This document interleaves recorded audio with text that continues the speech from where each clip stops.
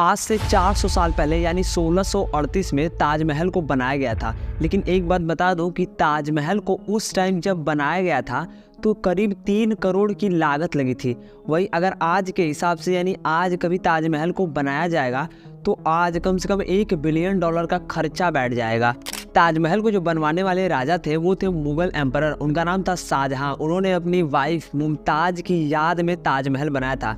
लेकिन एक बात सोचने वाली ये है कि उस टाइम पर सीमेंट का आविष्कार ही नहीं हुआ था, तो उस टाइम पर ताजमहल को कैसे बनाया गया था और ताजमहल के बनने के आज 400 साल बाद भी ताजमहल क्यों इतनी अच्छी तरीके से खड़ा है।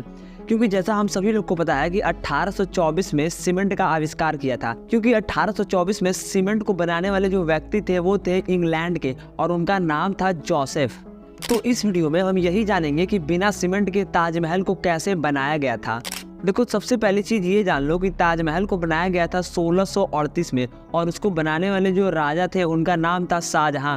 उन्होंने अपनी 14वीं पत्नी यानी मुमताज़ की याद में बनवाया था, जिसको आज लव का एक बहुत ही बड़ा सिंबल माना जाता है। बट मेरे हिसाब से ये लव का सिंबल तो बिल्कुल भी नहीं हो सकता है। अब ऐसा इसीलिए कि अगर जो मुमताज़ थी वो शाहजहां की पहली पत्नी रहती तो समझ में भी आता कि चलो ठीक है, लव में कुछ बनवाया होगा।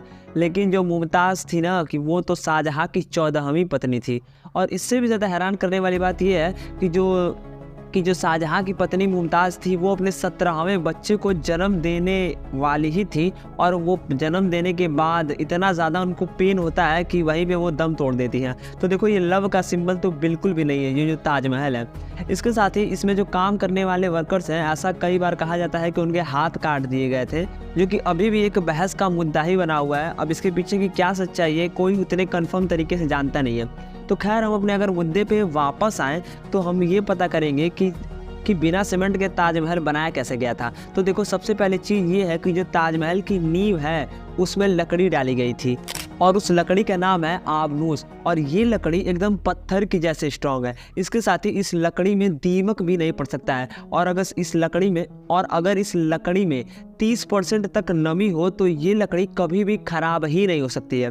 अब आपको बता दूं, जैसा हम सबको पता है कि ताजमहल के बगल में है यमुना नदी और यमुना नदी से इसकी नींव को हमेशा ही नमी मिलती रहती है, जो उसमें लकड़ी पड़ी हुई है ताजमहल की नींव को। और इसीलिए ताजमहल जैसा का तैसा आज 400 साल बाद भी वैसा ही खड़ा है। लेकिन एक चिंता करने वाली बात यह है कि सर्वे में पाया गया है कि यमुना का पानी धीरे धीरे कम होता जा रहा है, जिससे कि उसकी लकड़ियों को यानी ताजमहल के जो नींव में लकड़ी पड़ी है उसकी नमी भी धीरे धीरे हो सकता है कि आने वाले इन फ्यूचर में कम हो जाए। देखो, ये बात तो हो गई उसकी नींव की। और अब बात आती है कि उसके संगमरमर जो लगे हुए हैं ताजमहल में उनको कैसे जोड़ा गया था। तो देखो, सबसे पहली चीज़ ये जान लो कि उस टाइम पर एक ऐसा सीमेंट टाइप कुछ बनाया जाता था, एक घोल बनाया जाता था जिसे गुड़, चावल, मिट्टी, एक मुल्तानी मिट्टी, एक डिफरेंट टाइप की मिट्टी थी जो चिपचिपी टाइप थी, और इसके साथ ही उसमें नमक, सबको मिलाकर एक इतना स्ट्रॉन्ग घोल बनाया गया था। और उसी वक्त उस समय संगमरमर को आपस में जोड़कर ताजमहल बनाया गया था। तो देखो, कुछ इस तरीके से ताजमहल का निर्माण हुआ था। अब लेकिन एक चीज़ मैं आपको और बता दूं कि ताजमहल पर चाहे भूकंप आए और या फिर चाहे तूफान आए, आंधी तूफान कुछ भी है, उस पर उतना अफेक्ट पड़ता नहीं है। अब ऐसा इसीलिए क्योंकि ताजमहल जो है वो बहुत ही स्ट्रॉन्ग तरीके से बनाया गया था। अब ताजमहल में एक चीज़ और गौर देने वाली बात है, जो ये 4 स्तंभ साइड में खड़े हैं उनका जो मतलब है ना वो बहुत ही ज़्यादा मायने रखता है। अगर इन फ्यूचर कभी भी भूकंप आता है, ताजमहल को ऐसे बनाया गया था कि जो 4 स्तंभ है यानी जो बेसिकली 4 स्तंभ है, अगर इन फ्यूचर में कभी भी भूकंप आता है तो वो मेन बिल्डिंग पे न गिरकर साइड में गिर जाए, जिससे कि जो मेन बिल्डिंग है उस पर थोड़ा सा भी नुकसान ना हो।